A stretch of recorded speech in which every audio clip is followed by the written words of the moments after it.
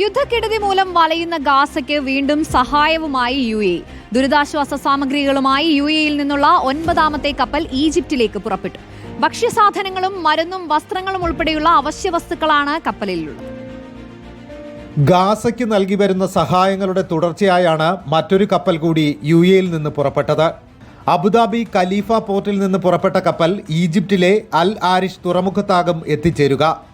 7000 ton സാധനങ്ങളാണ് കപ്പലിലുള്ളത്. ഭക്ഷ്യവസ്തുക്കൾ, മരുന്ന്, മെഡിക്കൽ ഉപകരണങ്ങൾ തുടങ്ങിയവ ഇതിൽ ഉൾപ്പെടുന്നു. ഗാസയിൽ അഭയാർത്ഥികളാക്കപ്പെട്ടവർക്ക് താമസിക്കുന്നതിനുള്ള ടെന്റുകളും പുതപ്പുകളും വസ്ത്രങ്ങളും കപ്പലിലുണ്ട്. 7000 ടണ്ണിൽ 6900 ടണ്ണും ഭക്ഷ്യവസ്തുക്കളാണ്. 100 ടൺ മെഡിക്കൽ ഉപകരണങ്ങളും ടെന്റുകളുമാണെന്ന് അധികൃതർ അറിയിച്ചു. അൽ ആരിഷിൽ എത്തിക്കുന്ന ദുരിതാശ്വാസ സഹായം റഫ അതിർത്തി വഴി ഗാസയിൽ എത്തിച്ച് വിതരണം ചെയ്യും.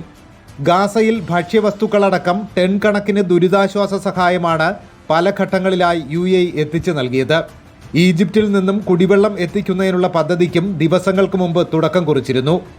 ഗാസയ്ക്ക് കൂടുതൽ സഹായം എത്തിക്കുന്നതിനുള്ള പ്രവർത്തനങ്ങൾ UAEയിൽ പുരോഗമിക്കുകയാണ്.